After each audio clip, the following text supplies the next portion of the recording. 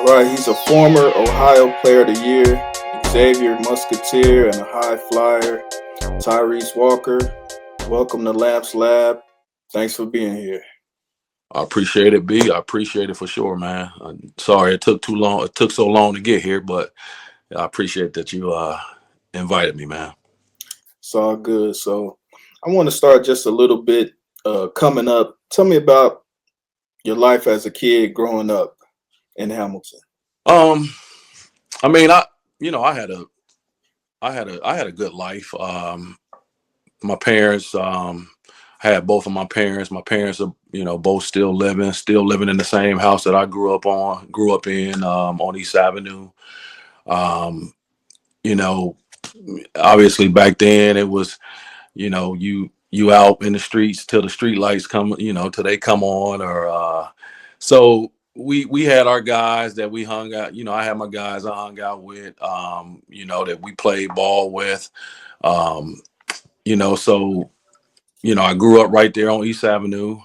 um you know Kind of hung out at the boys club, early on, and then once I got a little older, started going down to the community center a lot to play.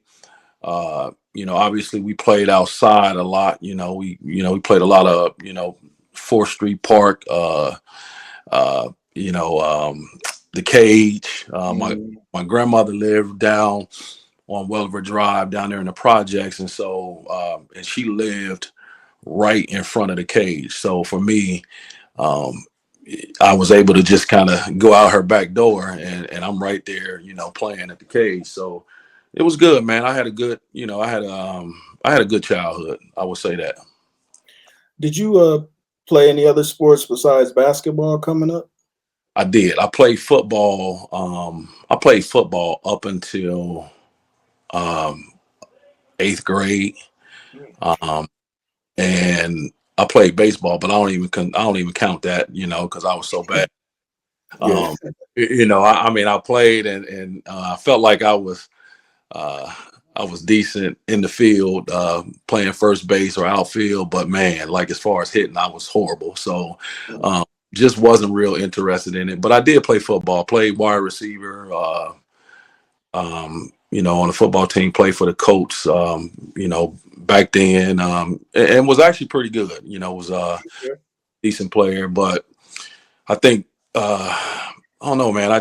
The more I played basketball, um, the more I kind of fell in love with it, and decided that that was what I wanted to focus on. Right. And, outside of sports, what kind of interests you as a kid? Also, Um, I mean, I did the I would say the typical things.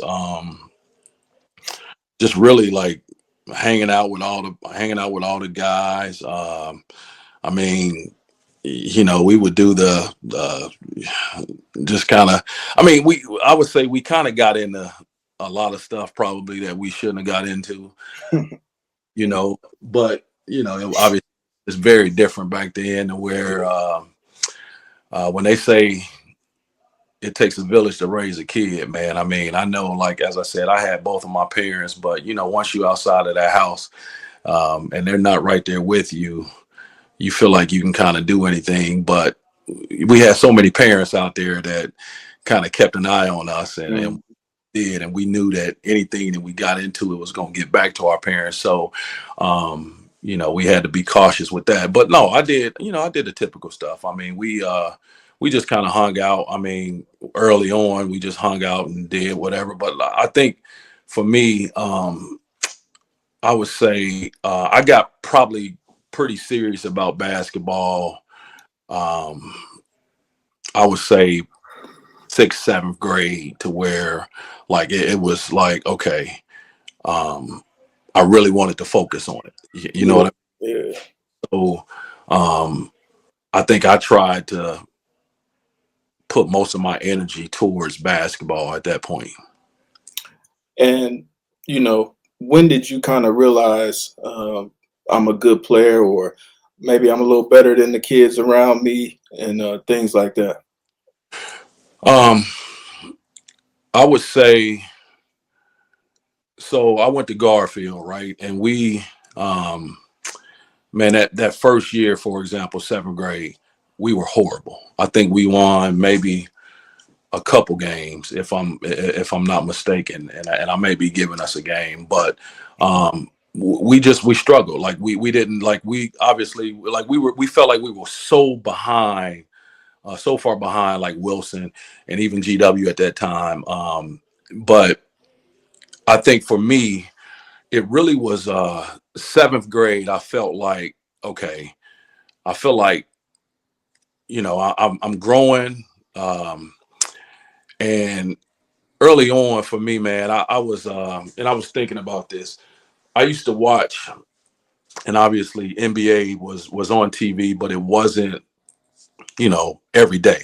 Mm. Um, so I would watch Magic Johnson. I would watch the Lakers. Magic. I felt like Magic was my guy. Like I related to Magic, and I always wanted to be.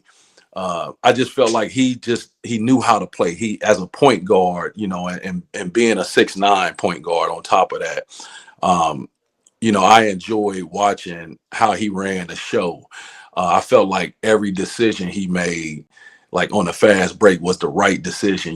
Like who to throw it to, and so of course, at that point early on, I'm like, I wanted to emulate kind of how he played as a point guard, right? But and so I think my seventh grade year, I kind of was like playing point guard, did most of the ball handling, everything. But obviously back then also, it was one of those situations where the taller you are, the closer you're gonna play to the basket. And Mhm. I was fortunate that even though I started growing and got to a point to where I was one of the taller ones, they still had me playing on the perimeter a lot. And so, to answer your question, though, I would say probably like seventh grade was where, although we had a bad team, we didn't win a lot of games, I felt like, okay, I could be pretty good at this. And and then Wally Vickers came in. Wally Vickers moved into Hamilton, think going into my eighth grade year, and he was initially going to be, I think, the freshman coach at, the ninth grade coach. Back then we didn't have, the freshman school. We just had seventh, eighth, ninth grade or whatever. And so, um, I still remember this, man. And I had this conversation with him the last time I saw him, but we, we will have open gym, and this is going into my eighth grade year, or I just started eighth grade year, and he was tough and he was young at the time. He was super young. I mean, Wally's not that much older than I am at this point, but like he comes in and he still wanted to play with us. And I remember going to an open gym where we were supposed to have an open gym, and I ended up being the only one there. Mm. And I see no one showed up, and I'm like, all right, coach, well, I'm gonna go ahead and leave. Nobody came, right? And he's like, what are you talking about? Like, no, we gonna work on some stuff. And I remember I ended up playing one on one with him, and I mean, he was just beating me up, like, just that physical. Like, all he did was try to beat me up, and I think his goal was like, I'm gonna toughen you up. Like, I know you can. I've seen you do certain things, but I'm gonna toughen you up. And so I think after that first day, I told myself I wasn't going back. Mm. And I think I saw him. I either didn't go back the second time and no one showed up. And then he came to me and was like, hey, you can't give up that quickly, whatever. And so ended up going back. Um, and obviously, that helped me out, just him kind of pushing me that way. I think that was the first time. Um, I would say that's the first time that I've been pushed to that extent, to where, I mean, I had been coached, but that was the first time I had really been pushed like that. And kind of heard from him as far as him telling me, like you could be a really good player. And so I think that helped my confidence. Mm-hmm. And I kind of, as I said, I continued growing. Um, and I think as a group, um, we all got better. Mm-hmm. And so and I may be moving forward. I may be answering questions or something that you ain't asked me, but like that was where I think um, that finally, like by ninth grade, is when we as a group were like, all right, we went over, we won the conference, we beat Wilson. We hadn't beat Wilson, Mm-hmm. first 2 years. I mean, we were getting smacked by 'em, man, but I think that's when it was like really like that seventh, eighth grade year is when I really started feeling like, okay, I could actually be pretty good in this. Well, in '86, you were in the eighth grade, and I interviewed Norm Greavy. He was Mhm. just finishing his senior year Yep, as the all-time leading scorer at the time, and later you would actually be on the team that ended his college career yep, uh, that he spoke of. I've had great respect for Tyrice, by far one of the best players to ever play at Big Blue. He was younger. I was 4 years ahead of him at that time. My career ended in that game against Xavier, but you know, nothing made me happier to see Tyrice do well and represent Hamilton along with Chris Kingsbury and yourself down the road. Um, we all played for John Smith. It was a brotherhood, and Tyreese is such a class guy. Um, I had no ill wills, you know, um, and I knew that he was going to develop once some of those guys graduated. But it was great. It was pretty neat thinking back. Uh, Finally getting to play against someone from Big Blue, and Tyreese was the man. And he's got the plaque up there, Mr. Basketball. Mhm. Um, well earned, well earned. Did you ever watch Norm play in high school at uh, all? did I? What'd you think of it? I tell you this, and like I watched the interview with him. I watched Greg's interview. I mean, I started watching.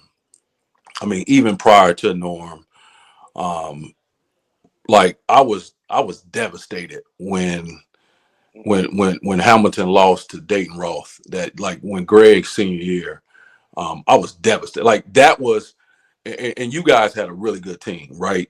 But Mhm. that team, just watching them back then, obviously, and me being, what I was young. That was what 81, I think. So I'm 9. I'm about 9 years old at the time. But man, watching them, I felt like they had the perfect team. As far as you got a 6'9", 6'10" center, you got 6'5", 6'6" wing, forwards. You got great guards. Man, when they lost that game, man, I was devastated. It felt like I had played in the game and lost. Yeah. But that's when I started watching them. But man, as far as Norm, I tell you, man, and it was crazy. Um, it really was crazy for me to end up playing against him when I was at Xavier. But watching him, to see the way he shot the basketball, especially before his injury, um, like it wasn't any limit to his range. Mm.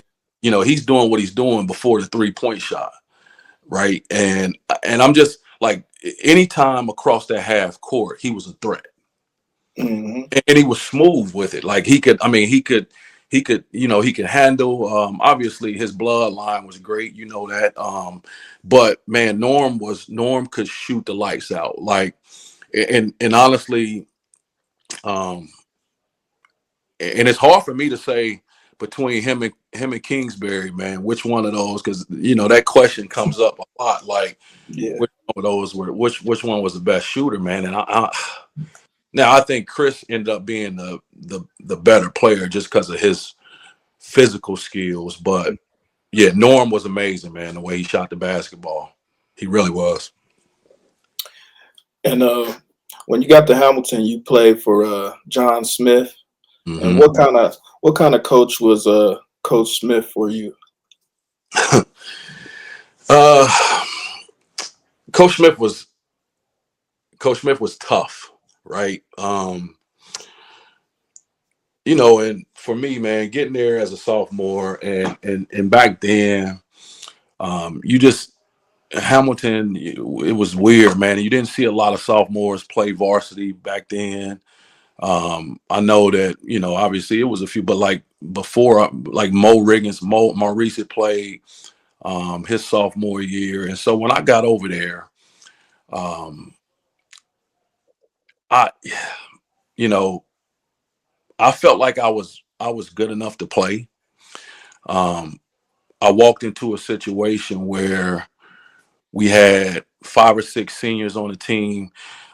They had just won the GMC the year before, and I'm just in my mind, I'm like, okay, this is going to be a smooth transition. Like I can come in and just do what I do. It's like with whatever minutes I was getting, I was going to do what I did. But um, it took a while for me to adjust to, how Coach Smith coached.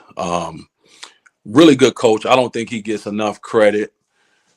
And I will tell you, for me, man, it took me.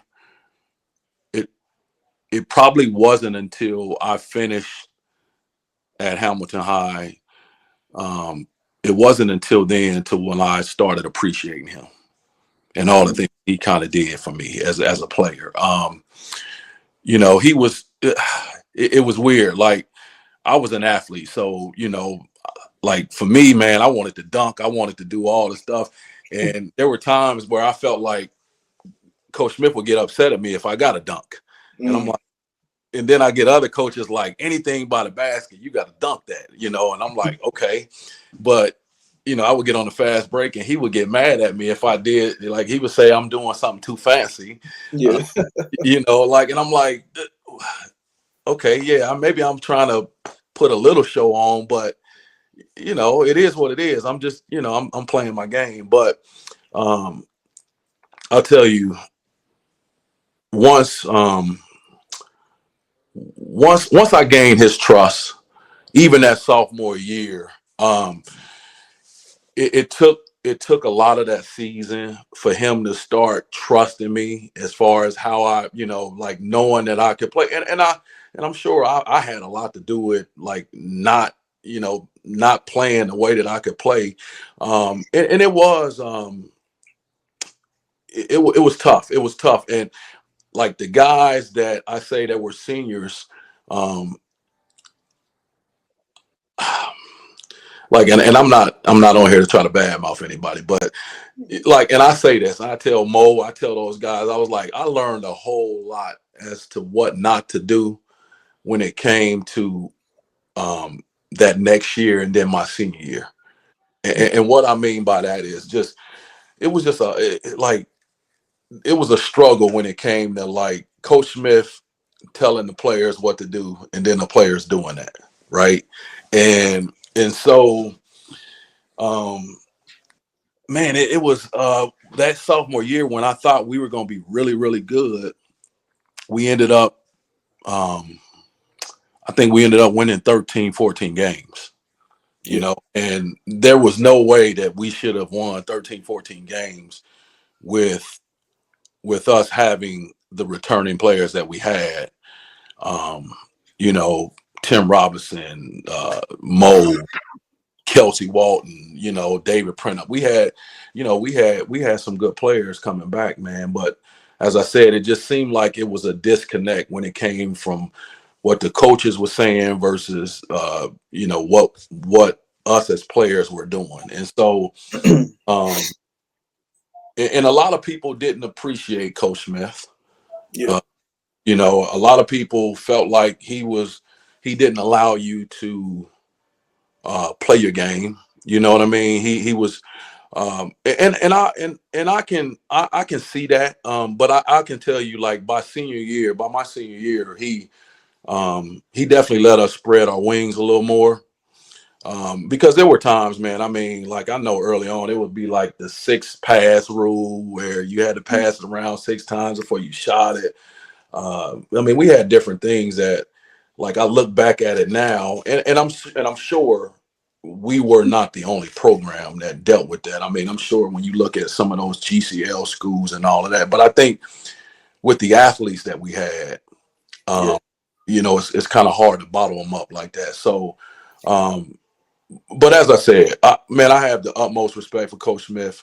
Um, when I graduated, and I say this, and I believe this, and and I've told him this, like, um, I was fortunate to have both of my parents, um, but I mean, even in school, he would, if he saw me talking to a girl, he felt like I shouldn't have been talking to. He would come up to me like, and then he would be calling my mom or my dad, like, "Hey, Tyrice is talking to such and such, and I really don't think he should be talking to her." Like, and it was stuff that, like I said, I'm like, dude, like, can you chill? Can you let me enjoy this a little bit? But it took me a while to appreciate that, right?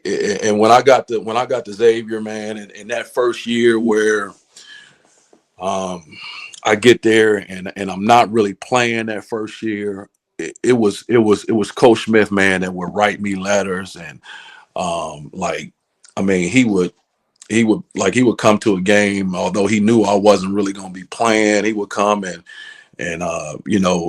his wife would bake cookies for me, like different things like that, man. That just uh, it took me a while to appreciate that. Yeah. Yeah. You guys were 13-8 that year. Uh, Man, Lost to Princeton in the first round, yep, and your junior year, you picked up your production, but still the yep, wins, I guess, weren't there. But you were first team, first mm, team GMC. But you guys had another first round exit. I think it got you at 11-10 uh, that year. And before I go to your senior year, you were like a big time dunker. mm, Could do all of them. I mm. remember seeing I mean, reverses, 360s, cocking it back, whatever. When did you get your first dunk? Do you remember your first one? Yeah. My first in-game dunk was my sophomore year. So that sophomore year, um, I think against Lakota.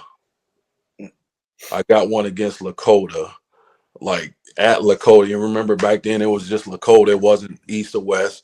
Yeah. Um, but a rowdy game, and I remember like just kind of going baseline and getting a dunk, and so I got a few that freshman. I mean that sophomore year. I know. I was able to dunk like freshman year, but I think as far as in the game, it was that sophomore year is when I got my first one. And your senior year, a lot of things came together, Mm-hmm. and you talked about Greg Stokes' team. I think your senior year, you could argue, is one of the most talented Yeah. Hamilton teams. We Yep. look at you, uh, Mike Reese, a Mm-hmm. freshman, Kingsbury, Yep. Marco Nelson, all guys that are higher up on the scoring list and things Mm-hmm. like that. Um, 23-3, regional final. You lost to Woodward. What do you remember about that game against Woodward? Oh man, what I remember. I played a lot of games throughout my career, and that's the one game that um, if I could have a redo, that would be the game that I would, want to. I mean, I went into the game. Um, I was hurt, not to make excuses. Pulled my pulled my groin pretty badly. The game before that, I think I don't know who it was. Who was it? Like Oak Hills or somebody, but um, pulled my groin pretty badly, and it was one of those where I think it was a quick turnaround where we had played Oak Hills just a few days prior to that, and so the trainer kind of wrapped my groin, but I mean the wrap job that I got was basically from my hip all the way down to my knee, and it was like going like it went around my hip, went around my waist, and so to be honest with you, I couldn't move. I couldn't move. I couldn't jump the way I could, the way that I typically could. I didn't have my first step, and then to give Woodward credit, they did a they did a 1-3-1 trap on us,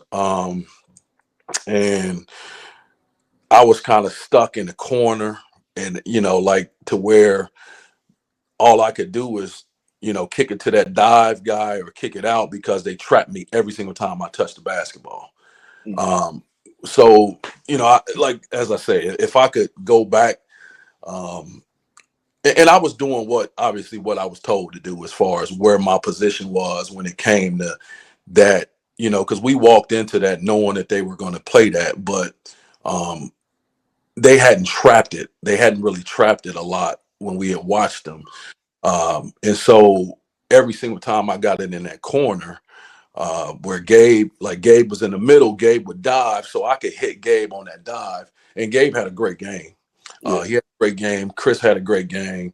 Um, but I was hampered with that injury on top of the fact that I just didn't play well. You know what I mean? Like they kind of took me out of the game. And as I said, I mean, for all the games from junior high to high school to college to even, in Europe, like that's the one game that I wish that I could just redo, man, because Mhm. that one, um, I felt like that senior year, um, I felt like we had the team. We had went preseason. We went to Toledo Scott, who won the state that year. We went to Toledo Scott and we beat them by 25 in a scrimmage. And like, smacked them, right? And so, and we were kind of going through everybody, uh, like in the tournament, we had kind of went through everybody, and we knew what would be tough. I knew all of those guys. I had played against all of them or whatever. But man, I just that's the one game that if I could rewind that clock and redo that one, man, that's the one that I would redo. But that we had a to see where we came from, B man. Like you said, junior year, we were young. I was the only myself and Donald, myself and Rip was the only one that had played any type of varsity. Mhm. So all the rest of the guys were from the JV team. And it's different. And so when we got up there, like my junior year, man, it just was I could tell that it was gonna come together. Now we didn't know anything about Chris Kingsbury Mhm. and him coming that senior year, because he brought a different dynamic for sure. Yeah. Uh, but yeah, man, it was we made some we like and it was as a group, like just to see each of us, like that team that senior year, man, it was so fun to play on that team because um I got a lot of the accolades and a lot of the credit, but we played as a team. We played so unselfish, man. And I look back at that, man, and whatever I averaged that year, I think I took 10 shots a game. Right. Yeah, so like it wasn't like I was out there jacking shots up or anything, but I think that was what was so vital and so great about that team was, man, it was so unselfish. Every player on that team, and it was kind of like I feel like your team, man, when y'all won like that, like Mm, you had at any game, you guys had a lot of like, oh, this guy could be the lead scorer today, or you know what I'm saying? Like, mhm. it was hard just to key on one guy. But yeah, um, that would be the one game, man, that I wish I could redo. Yeah, yeah, yeah. Like you said, great team that was. I always say, I think Mike Reese is one of the most underrated great players that have come through Hamilton. People don't talk about a lot. They Uh, don't, they don't, man. I Very good tell player. you, like, like a lot of the points that I got was because Mike Reese was threading the needle, man. And like I said, it was so fun to play on that team, and uh, we were pretty exciting because when you see when I get a rebound or Gabe gets a rebound or one of us get a rebound and we kick the Mike, man, we knew to run the court. We knew to run it because he was going to throw it to you. Like, Mhm. and so when you got us running as hard as we ran, and him giving you a no look, and then you had Chris, you had Marco, we had guys that could, like, and I tell you, Marco got hurt, and the only reason it's crazy, man. People don't even, like, Marco broke his wrist because Chris was coming off the bench Mhm. originally, and Chris took, you know, freshman. No, he was the first freshman I think that had played varsity, Yeah. uh, and and of course, as a senior, we had a lot of guys that was like, nah, man, this guy ain't take. He like, nah, we don't. And I'm like, look, I hear what you're saying, and that sounds good, but did you see him in the weight room yesterday when we were in the weight room? I was like, he outlifted all of us. And then on top of the fact that, I mean, you saw how, like, he was ready. He was physically ready. We knew that. And that scrimmage I'm talking about, Toledo Scott, Mhm. um, we get up there, and you know, it's it's rough. Like, it's a scrimmage, and they got the security guards, they got like they got all the chains on it, like. And I'm just kind of looking at the play. I'm looking at all of us, just making sure, like, all right, yeah, we're good, we're ready. And I just remember, um,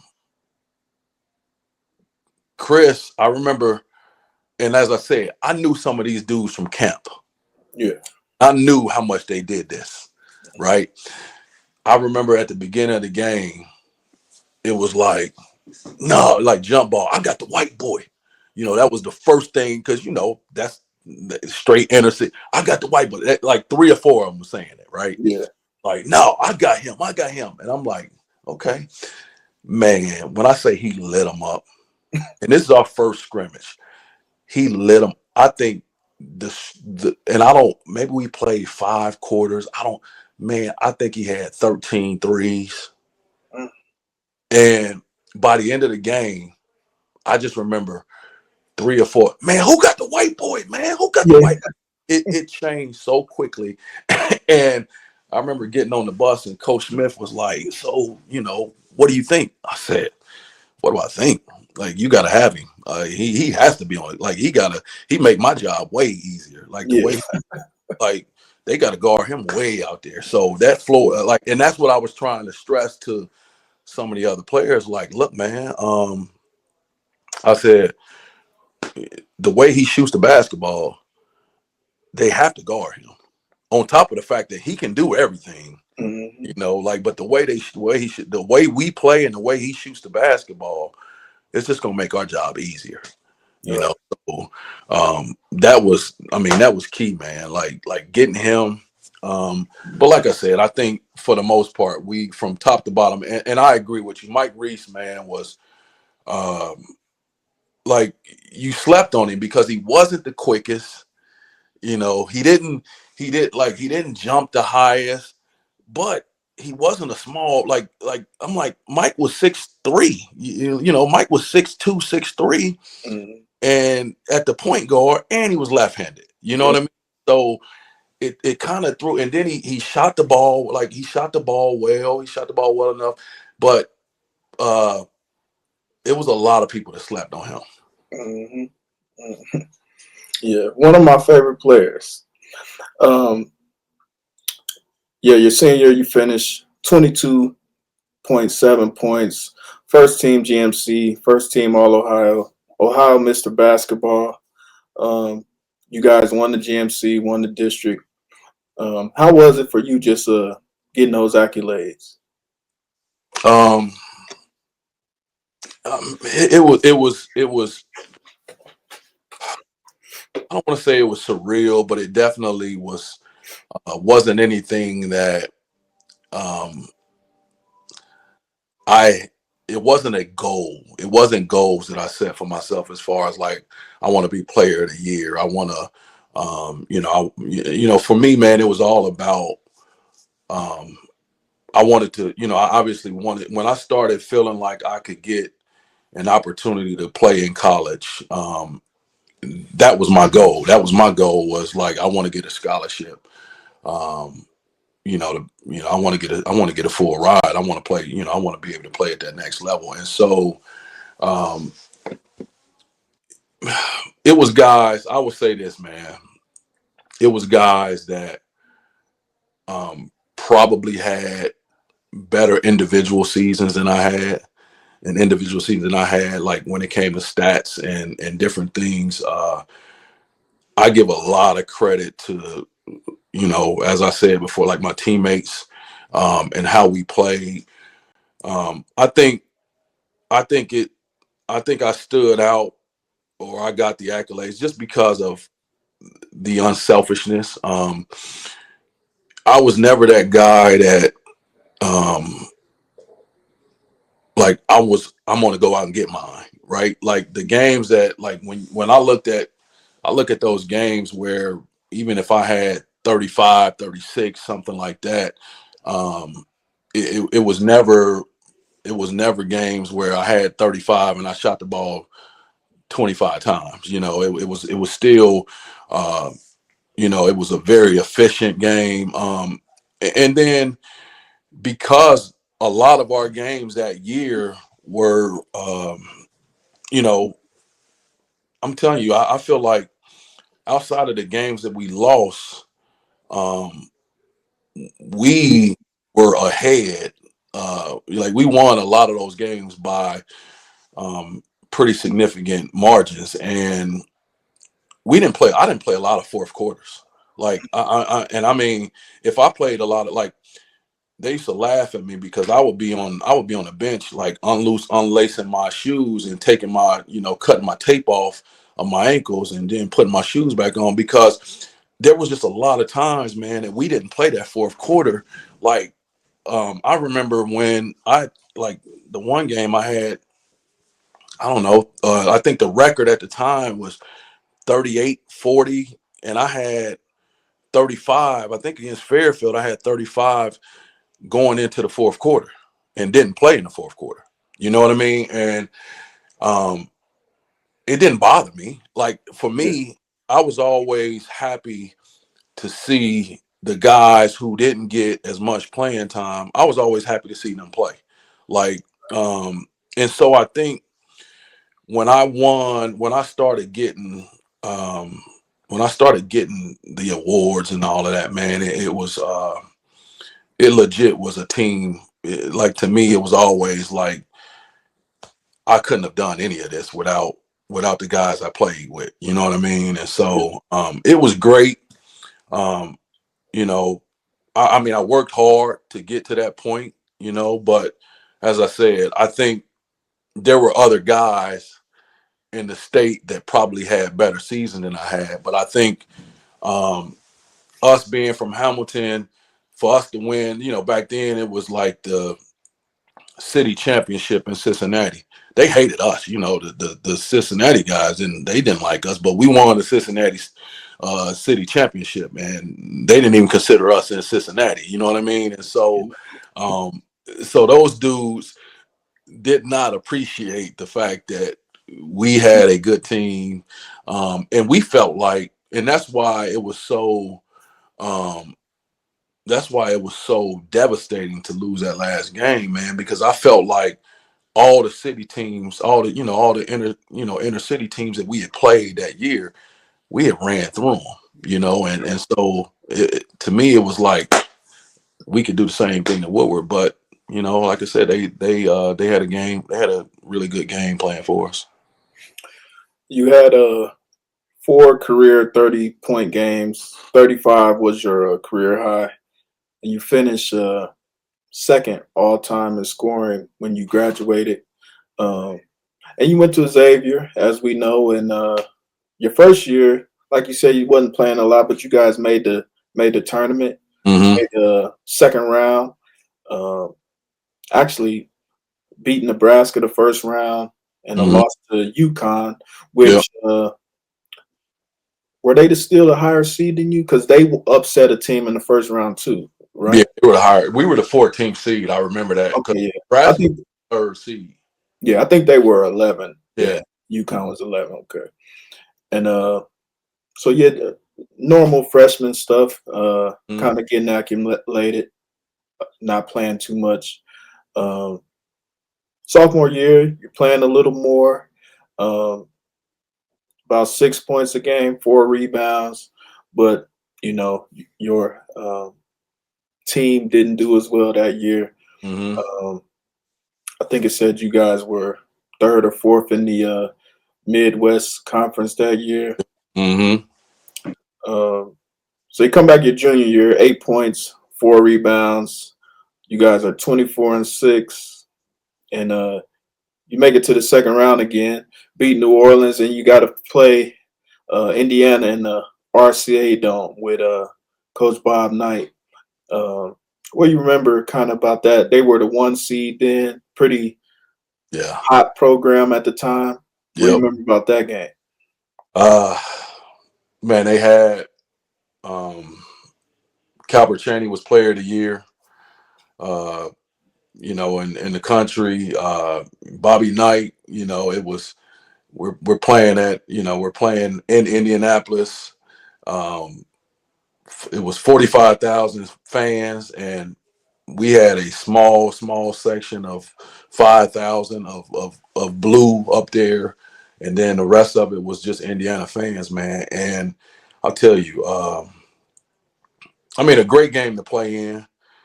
Um, we that game was a game when they changed.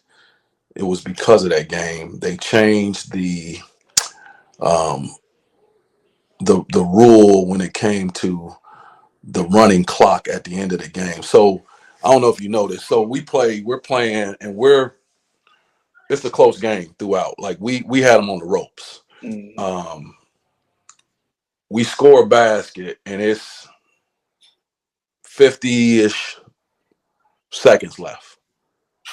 We're down one. They take the ball out. By the time they threw the ball in, like Damon Bailey, who was a really good player, Damon Bailey was taking the ball out, and the clock the clock keeps running at that time. Mm-hmm. He accidentally rolled, like kicked like it hit off of his leg or something when he was trying to take it out, and it rolled way down like towards the fans. Basically, by the time he took the ball out, we had to foul. When we fouled, it was under 10 seconds. Yeah, so that was, I mean, at the minimum 30 plus seconds that he was fumbling the basketball before he took it out. And I think it was after that is when they changed it to where they would stop the clock then. Mm-hmm. But man, it was as I said, man, it was a great game to play in. Um, and we had like, I felt like we had a team that um, I don't want to say that we would have beat them any other place besides Indy, but you know, it's tough to play. It's tough to play the number one seed in Indy. Oh yeah. And still, as I said, I felt like everything was when it came to like the calls and different things, you could tell we were at an indie when it came to that. Like, you know what I mean? Like, I hate to say that, but and not to say that they were not a legit #1 team and they were not good, because they really were. I mean, they were stacked, man. They had, like, you think back, you had Calbert Cheney, Damon Bailey, Greg Graham, Pat Graham, like Matt. I mean, they had a ton of players that ended up playing at the next level. But we had them on the ropes, man. We had them on the ropes. It was an unbelievable atmosphere. For me, man, that year, it's crazy. I look back, um, that junior year, like my Pete Coach Gillen was some of the stuff that he did at times. I had no idea why he was doing it, and there was no reason or no means to what he was doing. But um, sophomore year, I started quite a few games. Um, Junior year, I come into junior year, and I'm playing great at the beginning. I'm playing great, and I mean, to the point to where he comes to me and he's like, um, "You're playing as well as anybody in the starting lineup at this point, but we need to get some production off the bench." And Mike Hawkins, who was really a point guard, Mike Hawkins is not playing. He's struggling off the bench. So I'm gonna need to. I feel like you'll still get your playing time. And I mean, when you hear that, you're like, okay, but it's not like what can you do at that point? Say no. Um, Right.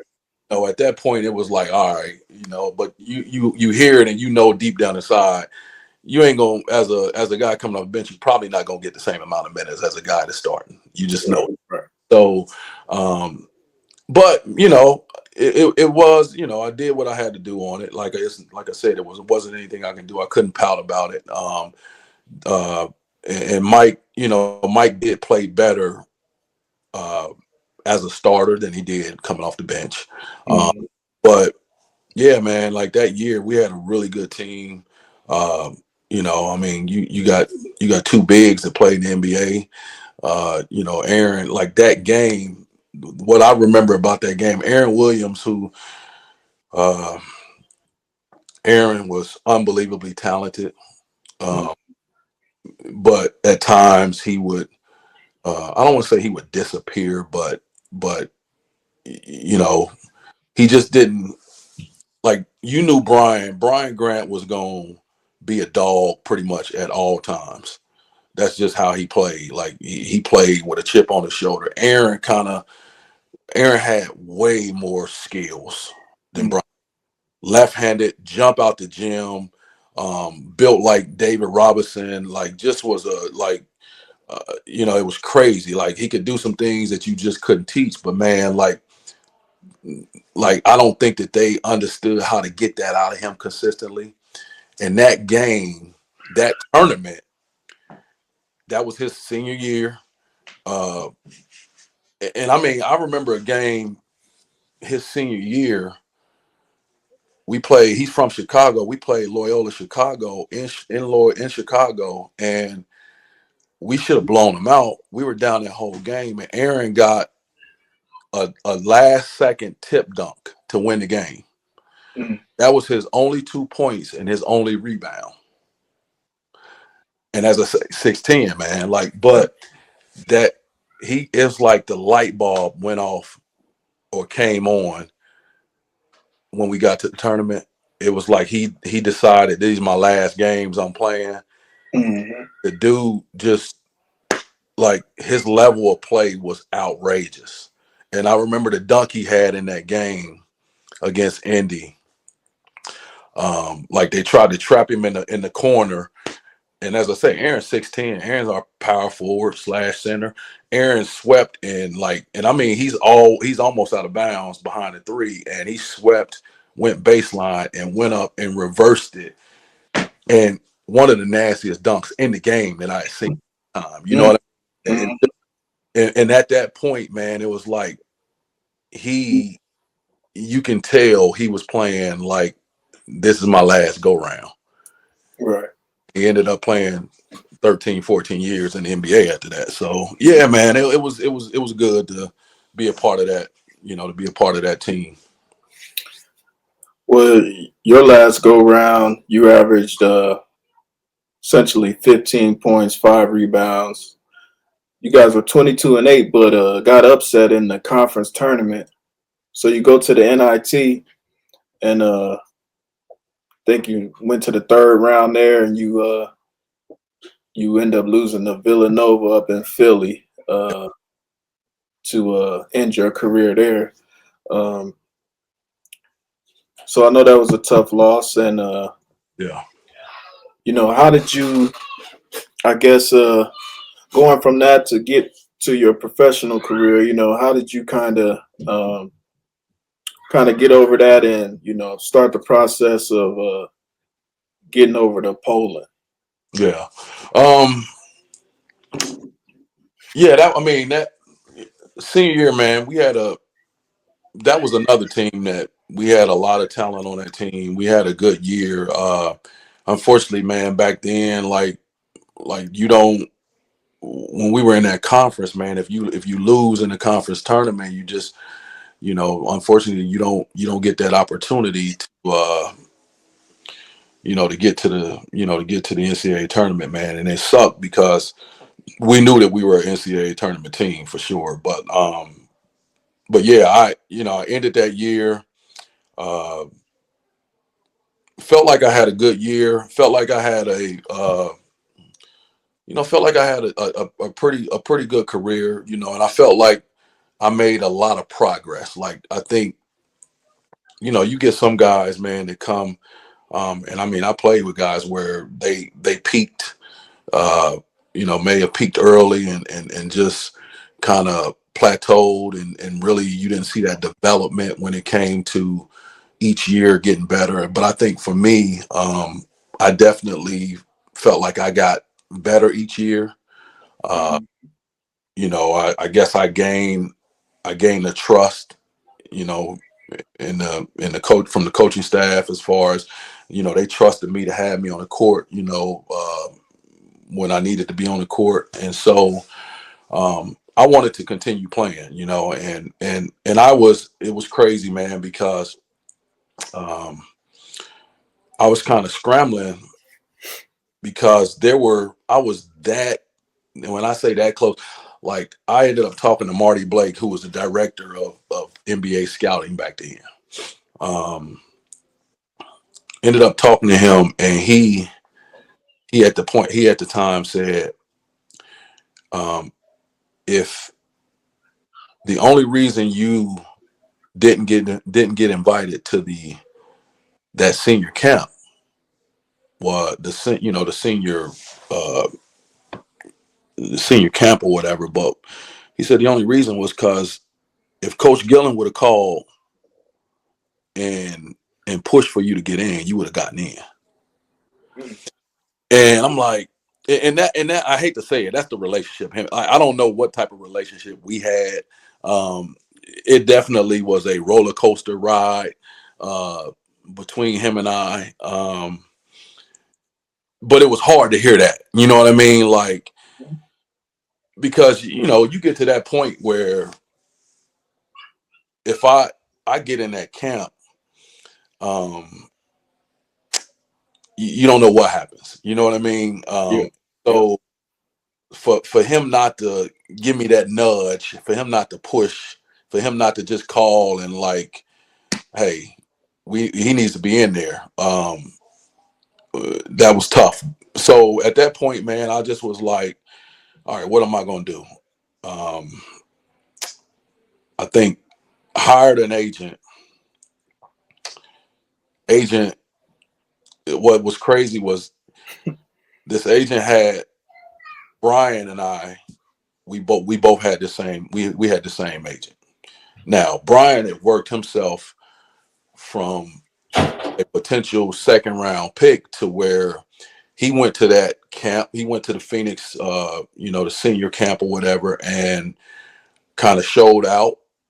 And next thing you know, he's getting invited to all of the workouts. All these NBA, all these teams that were having him work out, and he went from a potential second round pick to now, they're talking lottery. And so, but he decided at the time, this agent that we had, just honestly, um, he just didn't know what he was doing.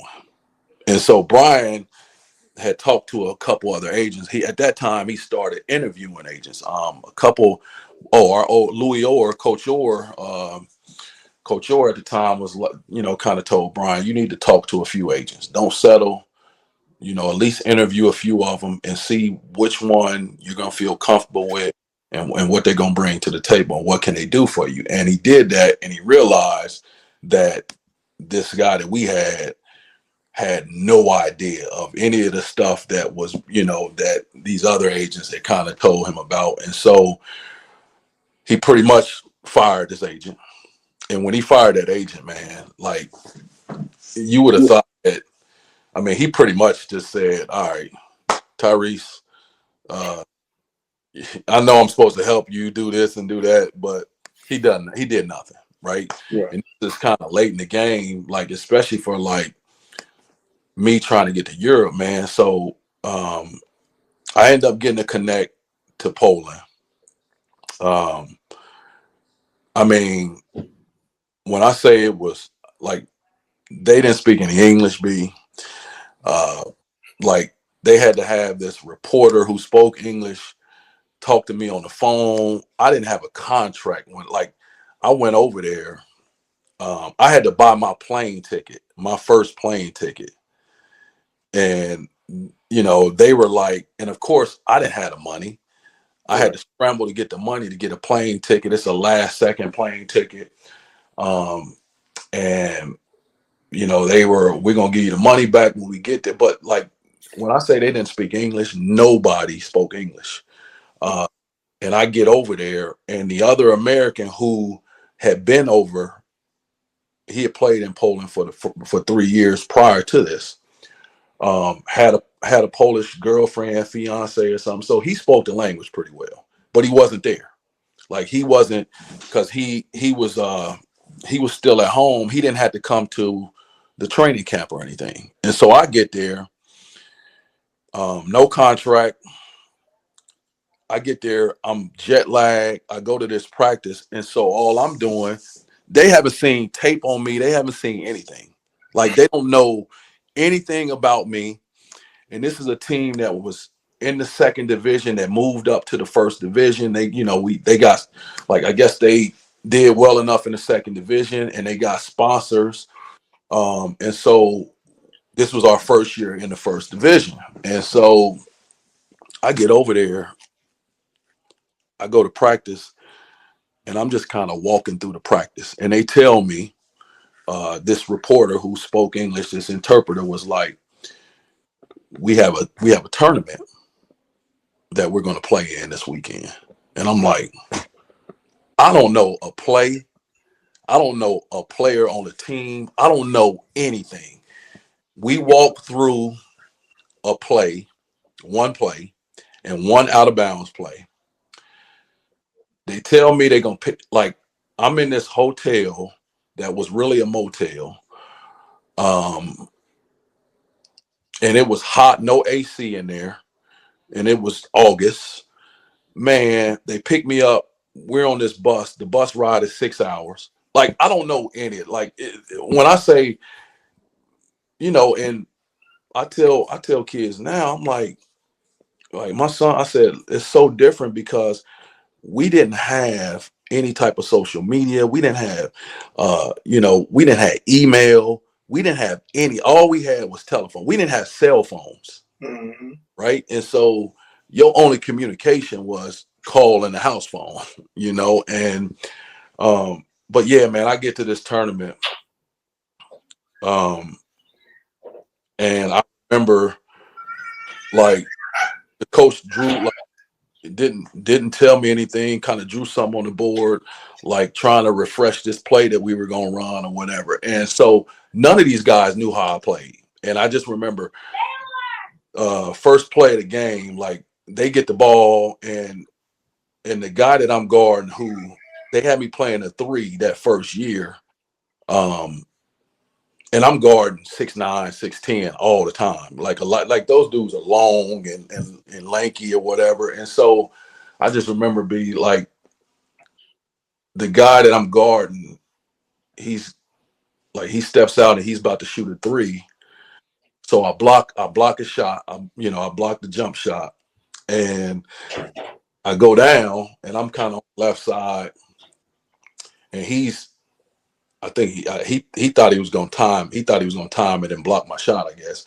And so I just remember going up, and he kind of went up, and then he's coming down, and I'm still kind of going up a little bit.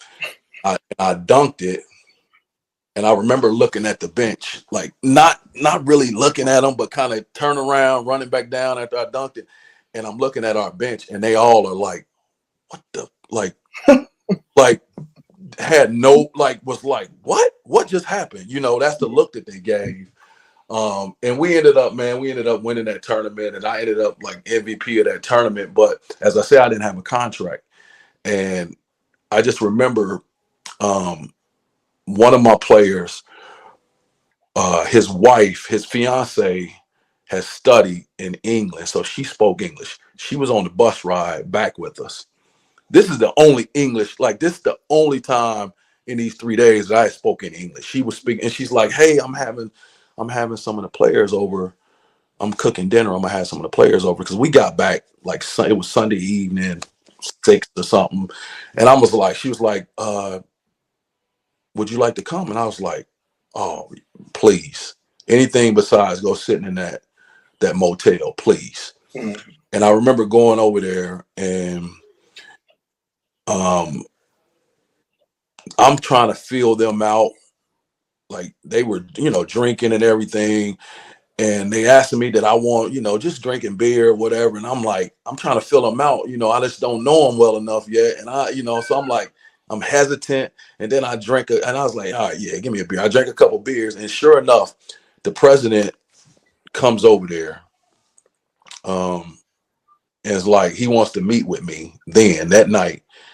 I find out that all these other teams had called because they knew I didn't have a contract and was trying to scoop me up or whatever. And so he was rushing to do this contract, man. So yeah, I probably told you more than you wanted on that one, but yeah, that's kind of what happened, man, that first year, man, getting over there. So you played 8 years in Poland, 7-time All-Star, most valuable player in 95 and 97, and you won the championship both those years also. And you were voted the best foreigner of the decade for the 90s over there. Um, since playing, you were Hall of Famer, Hamilton City School District, Butler County, and Cincinnati. I think it's just called Cincinnati. Mm-hmm. And you hopped into coaching for a while at Miami Hamilton. And I'm just running through a little bit. Mm-hmm. And, around 2011, the Hamilton high school coaching job was available that I believe you were interested in. And they went with your former teammate, Tim Robinson, at that point. And I don't know if you still think about coaching at all, but if that job were to be open again, would that be something that interests you at this point, or have you really left that part of it? You know what? And this is where I have to take my emotions out of it when it comes to Hamilton and that whole so you probably don't know that I interviewed again. I didn't even interview that first time. When Robinson, so this is the thing. I was coaching in Miami Hamilton, yeah, and then I started. My kids started getting older to where they were playing, and so I started coaching AAU. Coach both of their AAU programs or whatever, different programs, and I mean, and really both of them programs. I coached. I coached like both of their teams. Like at the end of the day, both of those teams that I coached for them, like had 8, 9 Division 1 players, Division 2 players. I had a lot of guys that end up going to college, and not to say that it was because of me. They put in all the work, but um, I knew that I knew what it took to help a kid get to that next level, right? Um, and then, for me, being from Hamilton, um, remembering all the success that we had, over the years, you know, the pride that we had putting that jersey on, man. It was a big deal back then, that. And then, you know, we that somehow, some way it got lost. And so I remember when Tim got hired. First thing I told Tim talked to me, and I was like, Tim, um, make sure that whoever you hire as assistant coaches, don't just hire your boys. Hire guys that's gonna hold you accountable also. You know what I mean? And not to say that, and I don't even know who he hired. I mean, I don't know. But I didn't truly like at the time. And I was so focused on my boys, man, and making sure that um, they got a chance to get to that next level, or somehow play. And so it wasn't like I wasn't devastated, but like the second time is when they hired what's my guy, the last coach that we just had. Higgins, When they hired Higgins, before they hired Higgins, about 2018. 2018. So I started getting a bunch of people reaching out to me like, hey, you need to interview, blah, blah, blah. And I'm like, no, I'm good. Because that first time, what was crazy was um, I reached out to them and was like, and this is before they started interviewing. And this is when they hired Robinson, I think. Um, and I just kind of said, hey, is it too late to put my name in a hat? And the AD at the time was just kind of like, no, we got great candidates. Thank you, man. Appreciate it. And I'm just like, oh, okay. All right. Whatever. It's not meant to be. So fast forward 2018, I had a lot of people reach out to me saying I need to, uh, try to interview or whatever. And so the AD at the time reached out to me and was like, and I said, okay, you know what? Yeah. Because I had to get over, like, I just felt like when I looked at our program, when I looked at, the basketball program, I just, it was hard to see where it was and then where it was, how far it had kind of um, taken a slide, and so um, I don't want to say we were failing these kids, but for the most part, I just felt like, man, like we gotta, um, you know, I felt like it was important for those kids to see somebody that had been through what they are trying to go through, from the city, uh, maybe look the same, maybe had the same complexion as they have, or whatever the case may be, right? And and to be able to do it and then have some success after basketball also, right? And so I interviewed, and I felt like I did a pretty good job interviewing. Um, and what was crazy about it was I had guys that were coaching in different, different places and whatever, and was like, "Yeah, man, I heard Hamilton already hired their coach," and I was like, "We haven't had any interviews. This is before we had any interviews." They was like, "No, man, they said they hired Higgins." I was like, "Man, I'm supposed to interview in 3 days or whatever it was," and interviews hadn't started. And sure enough, like I interviewed, I didn't get called back for that second interview, which I felt like was crazy. And the second interview was with the community, right? Um and I wasn't pissed off about it. I felt like, because at the time they said, well, we want somebody who's going to be in the school, is what they kind of said to me. Now, when Robinson was oh, you know what? No. So it was Robinson, and then who was after Robinson? Wasn't there somebody in between Robinson and Sean Van Winkle. yeah, Van Winkle. Mm. Um and like I know with Rob, like, of course all those years it was like you got to have a degree, right? To coach. And I'm sure people knew that who were some guys who coached, didn't have a degree, whatever. I didn't make a big deal about that. But what was crazy to me was when I found out, of course they hired Higgins. I even pushed for DJ, um, DJ who coaches at Fairfield. DJ played for me at Miami Hamilton. Mm-hmm.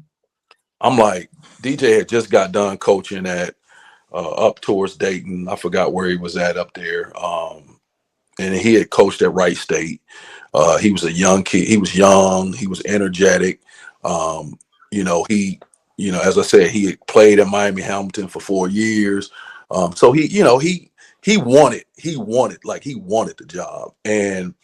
Um, and I know, because I had the inside source as far as that second interview, they had already said, like, okay, uh, the community has said it's between, if they had to rank them, it would be like DJ and then, or who else was,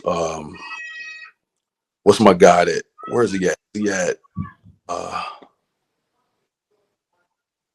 Moss. Is it Moss? Was it Moss? I don't know if Moss did or not. Yeah, The because Dakota West. Moss coached at Miami Hamilton also, right? Oh yeah. Yeah. So they said, and they was like, either him or DJ, and then Higgins would be the third. Like Higgins would be third. Mm.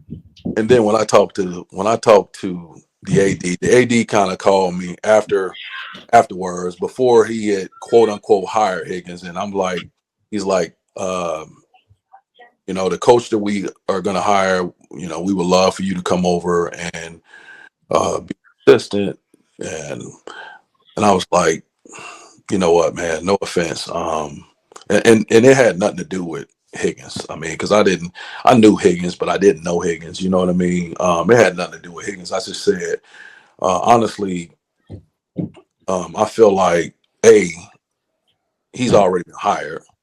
So I don't know why you pretending as if you haven't hired him yet. Then B, I said, it's just disappointing, man, because at some point, and maybe I talked about the past when I was in that interview, because I did. I said, like, when we played and some of the teams after us, like, it was like, I ain't gonna say the city shut down, but it was standing room only in those games, right? Mm-hmm. And I was like, I mean, and we did, without basketball, a lot of us would have done some things that they shouldn't have done and ended up going the wrong direction, and but a lot of that had to do with the coaching staff.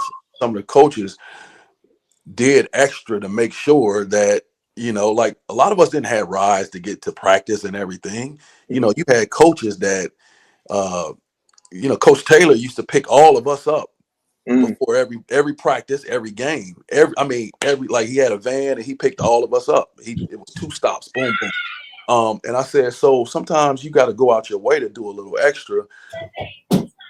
As I said, I don't want to say Higgins wasn't a good coach or anything. I just felt like some point you got to have somebody in there that's going to care about actually care about the city, like Hamilton, and Right.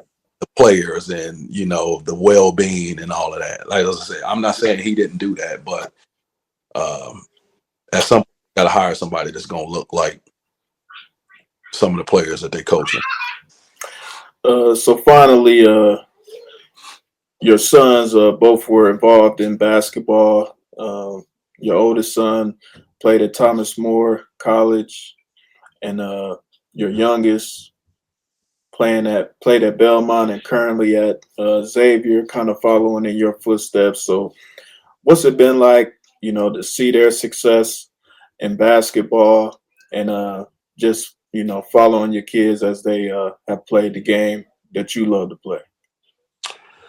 Um, that has been probably, not probably, that's been the best experience. And um, I think you go through life, man, and you realize that you made some mistakes here and there. You did this, you did that. If you could do certain things over, you would. Um, but but I can say that I did pretty good when it came to my two boys, man. Like they've always been involved in basketball. My old TJ played at Summit, had a great career at Summit. Ended up playing, like, he played at Mount Vernon at first, and then he transferred back to Thomas More. Just had a lot of injuries. He always had some injuries with his knees and ankles, and so he kind of stopped playing. But graduated, works at P&G. Man, he's done. I mean, he's done unbelievable and still doing unbelievable. And then Isaiah, he went to Wyoming, graduated from Wyoming. All-time leading scorer at Wyoming. Uh, went to Belmont, and what's great in both of them. I would say, like, as far as student athletes, they both um, just have been. I mean, TJ graduated with honors. Isaiah has had 3.7, 3.8. All 5 of these years that he's kind of been in school. He's getting his master's, from Xavier or whatever. So both graduated with a business degree. So you know, as great as I feel like basketball has been, I think that it definitely um, it opened up doors. And that, like, for me, that was one thing for me that was always stressed, was like, um, as important as basketball is, you got to use basketball to open up those doors. And I know for me, without basketball, some of the doors that have been open for me would not have been open. Some of the blessings that I got, a lot of basketball and some of the stuff that I learned from basketball played a factor in that. But yeah, man, my kids, man, it's just and then now to see Isaiah playing at Xavier, and I think TJ is probably a bigger fan than I am when it comes to that. Like, after each game, man, we'll have our group text, man. So I got a great relationship with them. Man, I think that, as I said, and I can't take all the credit. Their mom, she um, she did a great job, is doing a great job with them still. But man, they got their head on their shoulders, and they've done the right things, man. And so um, that's I think it. Obviously watching Isaiah play now and being at those games, man, it's like I'm more nervous now than when I was playing. Watching him. But you just didn't. I didn't realize that I would be able to get that same joy out of when I played, watching them. But I do. I get just as much joy, and just to see them, succeed and be successful in life, and um, is what makes me happy.